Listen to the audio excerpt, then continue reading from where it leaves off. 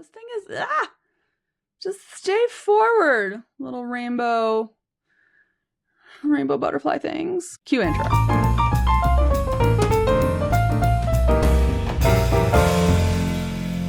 Hello and welcome to the Trauma-Informed SLP. I am Kim Neely. I am neuroqueer, neurodivergent and queer. I'm a licensed speech language pathologist in the United States, and I have a lifelong hyperfixation. I can't talk today. That's one thing to know about me right now. I have a lifelong hyperfixation on understanding people just in general, and a much more recent one on trauma-informed care. And so on this channel, I examine human connection and communication through a trauma-informed lens so that hopefully we can understand each other and have more compassion and maybe start healing a bit more from all the stress and stuff that's out there.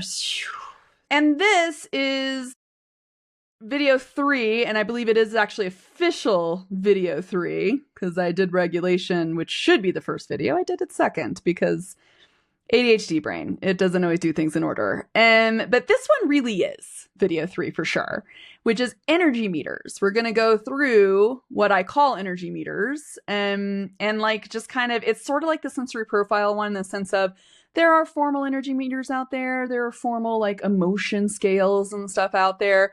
But I'm just kind of talking in general to late diagnosed adults, whether you're late diagnosed with some sort of PTSD or brain injury, or whether it is a missed neurodevelopmental condition like ADHD, autism stuff, and whatever the late diagnosis may be.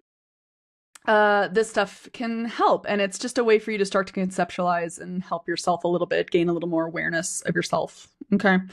So energy meters, I think, are a really great way to incorporate like the sensory profile stuff, you know, where you've tried to be, you know, if you've been unpacking that, you've been thinking about like in your environment, what kind of sensations impact you in a negative way, like in a really upsetting, yucky, you feel disgusted, this is horrible, or super stressful kind of way, and what kind of things are restful and relaxing, right? The restful, relaxing things are really great to use to help you get more rest and digest, parasympathetic activation, which is why I did the regulation video, because we had to cover that. And, you know, and sometimes the things that there can also be sensory things that jazz us up, that give us more energy, that we enjoy, but that, you know, aren't the same thing as resting. So energy meters / emotion scales. What these basically are, one of the biggest ones that's probably most common for people to talk about is spoon theory. Honestly, that is a form of what I would call like an energy meter, basically. Okay.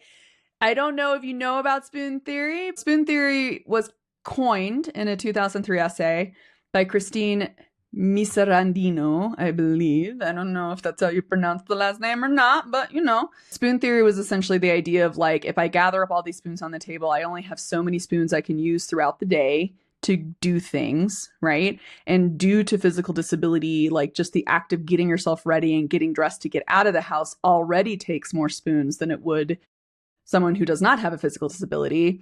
So that already is using up some energy there, right? And so it was sort of a way of explaining like why this friend couldn't just go out to brunch and lunch all the time, right? Why it wasn't an easy thing for this person to join people for lunches or dinners or whatever, why they might seem kind of antisocial, just because it might be a day where they're out of spoons, right? Or they might really want to do a thing, but then something came up and they had to essentially exhaust their spoons from the day before, and now they don't have enough spoons to do the social event, right? Like stuff like that can happen with life, because life can be unpredictable. That's essentially what like an energy meter or an emotional scale is, okay? You can think of them both ways. It's essentially a way for people to gain more self-awareness of what our current autonomic state is. So whether we're in that survival, fight, flight, freeze mode, or whether we're in like a rest and digest mode, okay? It's a way of gaining that awareness. And I think it's really important for late diagnosed neurodivergence, because a lot of late diagnosed neurodivergence were less apparent as kids. That's why we were often missed, unless you're a woman or a person of color, because you could be missed even if you're more apparent. You might have gotten a misdiagnosis, possibly if you did get diagnosed with something. But For any neurodivergent who has the option to mask, who's given the option to mask, meaning people don't clock you as different immediately when they see you, so you might think of it as more of an invisible disability, but I call it non-apparent. Basically, I like non-apparent better because vision is not always the way we tell. Sometimes it's sound, you know? For those of us who are like that, we get really used to ignoring what our body is telling us. We get really used to pushing ourselves way past points of exhaustion because we're trying to keep up with everybody, right? We don't want to be called lazy. We don't want to be called incompetent or stupid or whatever it is, all those different little like microaggressions and stuff that people tell us from like a young age. We don't want to be called weirdos, so we might be masking a lot more, right? But we tend to use up a lot more energy and push ourselves a lot further past a point of exhaustion for a very long time in our life. And so sometimes we need something like an energy meter to help us gain more awareness of what's going on in our body and what stress even feels like. And I think this is a nice way to think about it, right? It's an easier, more gentle way of starting to figure out what is my body doing? How am I feeling in this particular situation, right? Some of the formal ones, like if you are a parent of a kid, one that's used in the classroom a lot is called zones of regulation. That's used a lot. The blue zone, the green zone, the yellow zone, the red zone. Autism Level Up has a free energy level meter that they have a few of them now, I think. Some of them are based in emotions. Some of them are based more on just energy. I personally like the energy ones, but that's because I have a little touch of the alexithymia. And if you don't know, alexithymia means an inability to recognize or label your own emotions or the emotions of others. So I have a little bit of that. I'm getting a little better at identifying emotions, but when I started with my own mental health counselor, I was pretty crap at it. I was pretty crap at really pinpointing what emotion I was feeling. But I could tell what my body was feeling. So it was helpful for me to start to check in a little bit more with like, how does my body feel? Does it feel really like nervous, stressed, anxious? Like what's going on there? And it was easier for me to label that than it was like the emotion proper. You know, a lot of times when mental health people tell me to say how I'm feeling, I start to describe like how my body's feeling. I might describe the sensations. I might describe thoughts. I start to just talk about thoughts I'm having related to the situation, but I'm very rarely describing an emotion or using an emotional term because it's the alexithymia. It's not where my brain goes first. I think it was Yosemite Sam had a really great video on that, alexithymia, that I've actually used with high school students when they were on my caseload and stuff, who I suspected to have alexithymia. She does a great job of explaining it where it's like she has to kind of intellectualize first and then kind of work backwards to figure out what like the core emotion is, right? And I'm very much like that as well. So that's why I personally like energy meters, because emotion scales get a little confusing to me because it's weird to like, it might not always be accurate, quite frankly. You know, that might not be how I experience sadness the same way. So I like energy meters. I think they're nice for that reason. So what you end up doing is if you kind of think of a scale from like, you can pick a number you like, honestly. The scale could go from anything. Like 1 to 7 is a common one for like researchers, but like 1 to 5, 1 to 10. 1 is like you're basically asleep or you're almost asleep, like really low energy, or like a 10 being like, I'm like panic attack level, meltdown level, out of control. Okay. You can think of it that sort of scale. All right. What you do is you check in with your body and you're like, where would I be on the scale right now? I'm not like right now I'm videoing, I'm recording. I'm clearly not in meltdown mode, but I'm also not asleep. Right. So where would I be? I'm actually I have a little more energy than usual because I'm trying to like, you know, teach essentially. I'm in kind of like a teaching mode right now. So if it was like a 1 to 10 scale with 10 being like a meltdown, I'm more like probably a 6 or so. Like I'm doing okay. I'm a little elevated, right? You know, maybe a 5, right? I'm not like if a 3 is like I'm chilling with my hyperfixation in my little happy place. Yeah, I might be more like a 5-ish right now. Okay. Like it's that kind of idea where you just think of it that way so that you can tune into how you feel. You can use it in correlation with sensory profiles as a way to think of like, I feel like if you're starting to feel kind of like an 8 and you're heading toward meltdown status, then you can think, what can I do to help relax my body? What sensory things help me to relax? Right? Is there something I can do to give my brain a break, to give my body a break, and to start relaxing my energy so I don't actually go into meltdown mode at 10, right? The other nice way you can do it is very similar to what the original spoon theory was describing, which is like how much energy you have for a given day, right? If you're feeling a little sick, you're going to likely have less energy that day than you normally have, right? If you didn't sleep well the night before, you might have less energy than you normally have on a given day, right? Or maybe you got great sleep. Maybe you're just coming off of a fantastic, relaxing vacation and your brain wishes it was still there, but your body actually has plenty of energy because you got some pretty nice rest, right? So maybe you have more physical energy than usual, right? Or maybe like if you're a parent and the kids have gone back to school and now you have more energy because you don't have to you don't have to manage the kids at home all day. When we're thinking about these energy meters, let's talk about types of energy that we tend to use up, especially as neurodivergents, as people with any level of disability, whether it be mild or not, we burn up more energy than most do during our day, okay? So you could think of it in terms of physical energy, especially if you have a physical disability. This is probably going to be a big piece. Like with the spoon theory, which was explaining the physical energy it takes to like get up, clean yourself off, get dressed, eat some breakfast, brush your teeth, right? Like that can take a lot of physical energy. If you have a permanent physical disability, obviously, yes, this is obviously good, but also quite frankly, like I like to say we're all temporarily abled as far as our bodies are concerned. Like when I broke my ankle and had to stay off of my ankle for 3 months and was just in a wheelie cart, it took me more physical energy to get ready and to go places than it used to. Because I had to navigate the little cart thing. I had to balance myself a lot on my other foot, right? I had to try to make sure I wasn't exhausting that leg to the point I would fall.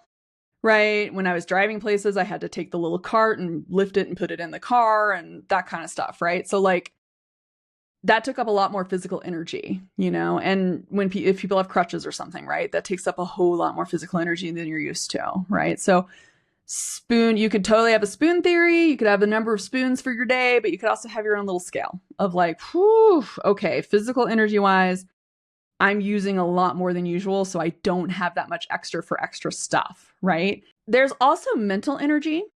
And I think this is a really big one, especially for late diagnosed neurodivergence. If you happen to mask, if you're somebody who tries to appear as neurotypical as possible, that takes a lot of mental energy.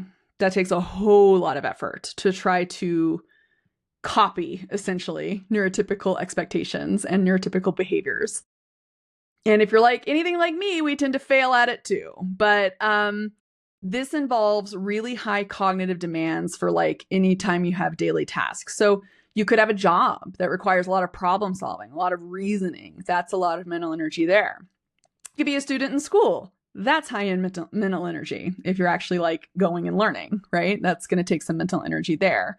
Think of exhausting mental energy. It's similar to that brain fog you get if you've taken a really big test or a really big exam or something, or you just finished a really big project at work, or you just gave a really big presentation that was really important to like all the upper management or whatever, right? That feeling of like, oh my gosh, wow, I just want to sit and stare at a wall now. That can be a big sign that you've burnt out a lot of your mental energy. You've used up a lot of mental energy that day. So you don't have a whole lot left in the tank. Okay.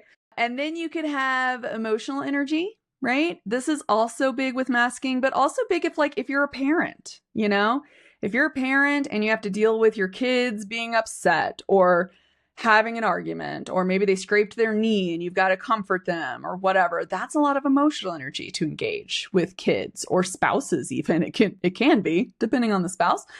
And it could also be, especially if you're in some sort of caregiving type of profession, helping professions, as we call them, or customer service professions.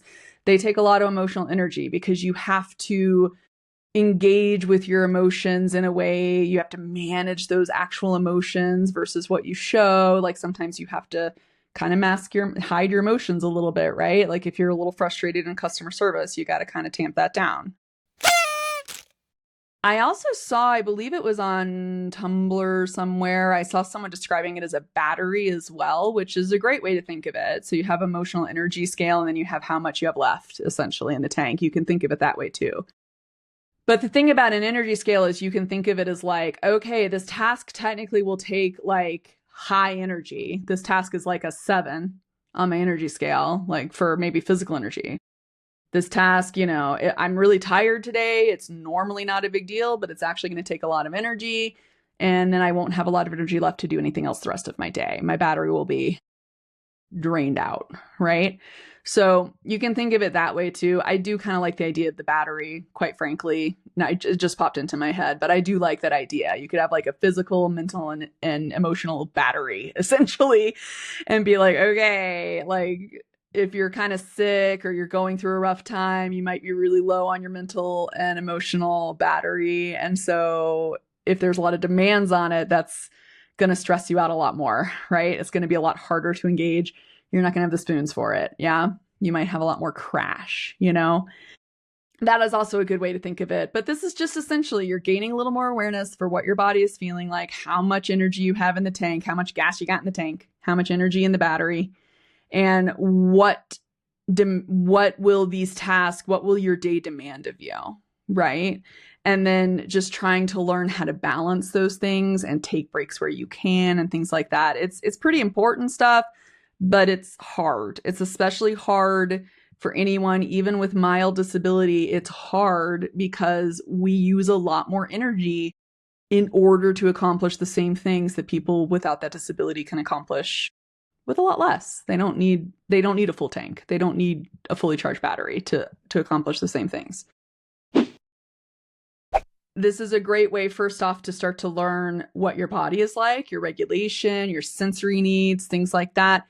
But it also kind of helps to, or at least with me, it helps to reframe like what I've been told is laziness or lack of motivation or these kind of phrases that we get told about ourselves all the time, right? You find yourself thinking like, oh, I'm just too lazy. I can't do that right now. But actually the reality is if you check in with like your energy scale for the task and how much energy you have left for the day, you might actually realize it's not laziness or a lack of motivation. It's like, I literally just don't have the energy for this right now, And so I'm going to give myself a little break and recharge a bit. And if I recharge a little bit, even if it's a 10-minute break, maybe doing that task will be a lot easier to do, right? Instead of pushing through that exhaustion, why don't I just take a little break and come back to the task? You know what I mean? And it kind of helps to reframe that. And honestly, I've found it very helpful with a lot of just any kind of task that I just find tedious and hard and, And like, quite frankly, it also helps me with realizing that like the menial task, the daily chore stuff that should be easy, like running the dishwasher, doing the laundry, this stuff that ADHDers especially are really bad at doing. It's that those tasks actually take up a lot of mental and emotional energy for me, actually, because there's a lot of steps to them. I have to kind of focus to make sure I finish the tasks. It's all too easy to forget that it's happening, and like you leave your laundry in the thing forever and then it gets kind of musty or whatever and you got to rewash it, right? Like that. And so completing those tasks takes energy because we have to stay focused on so many steps. And if I've had a really bad day at work, or if I'm sick and under the weather, then doing those tasks are going to be all the harder to do. The chances of me actually completing the task is going to be a lot less, right?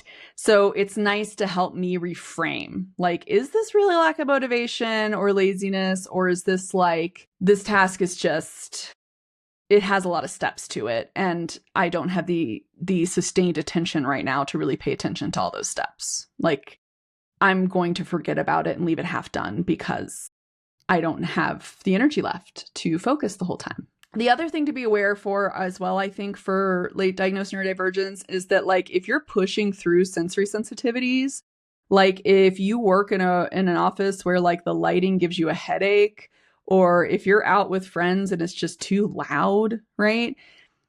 Pushing through those sensory sensitivities is a really high use of mental energy as well. It takes a lot of focus to kind of push through that. And once again, remember that energy in your body is an actual physical thing. We're talking about actual molecules that actually exist. We can't see them, but they exist, right? So if we burn through those molecules, our body is going to force us to rest through crashing if we're not able to give ourselves enough recharging throughout the day. And I think a lot of late diagnosed neurodivergence, especially if you're like a parent and you work and all of this, and just the way the world works today, you know, the fast pace and the hustle culture and all that stuff, I think that's a reason why there's so many of us that are struggling, because we probably weren't having a super easy time back in the day, but now that everything is supposed to be so efficient and idealized and you're supposed to give it your all the time and hustle, hustle, hustle, we don't have that much left to give, because we were already giving our all when life was a little slower back in like the 40s and 50s. You know what I mean? Pre-internet days when life was a little slower and work was a little slower, we were already giving our all. So now that productivity is even higher and expectations are even higher, we don't have anything else to give, so we're struggling more, right?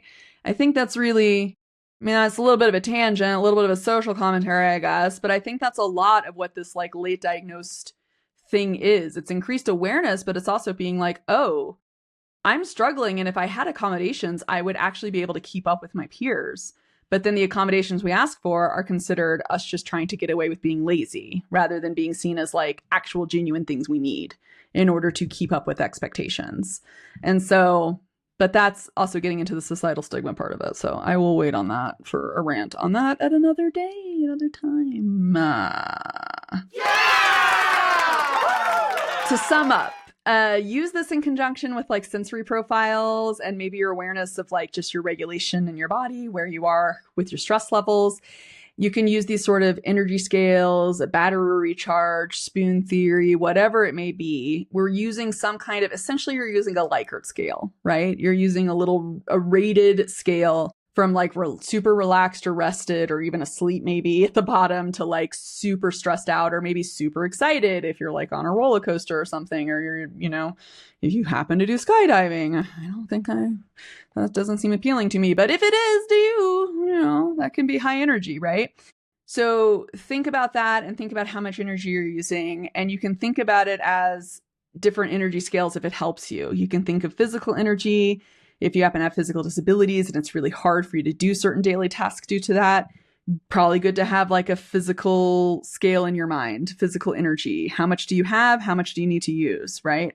And then how are you going to get your rest in? Planning in those rest times throughout the day. And then you can think of your mental effort, and you can think of your emotional effort as well. And also can help us to be a little less judgmental toward ourselves. Other people might still judge us. They still might be rather harsh. But if we can learn to not be too harsh to ourselves, then I think that's like one step toward a little bit of an improved mental health situation. You know what I mean? With all that said, I hope you found this useful. If you did, send me, go ahead and hit the thumbs up down below. Hit subscribe if you're not already. I'm really bad at reminding people to do that, but I'm also really bad at keeping the algorithm happy in terms of like keywords and hot topics and like posting on a regular schedule. I'm really bad at all those things. So if you do like what I'm doing here, giving a thumbs up, commenting, subscribing, sharing the video out really helps to teach the algorithm that, yeah, people actually do like this chick or this person, may gender. So people do like what she's saying, even though she's not as like buzzy and hot topic-y as other people. And then also on this channel, as I am reclaiming the term weirdo and possibly cringe, might have to reclaim that too, because a lot of us are called cringe. And yeah, maybe we are. What of it? In the sense of using our neurodivergent weirdness, using those powers for good as a way to like connect with each other and create a safer community with each other for more healing and stuff. I wish for you all to keep it weird. And until next time, everybody, bye.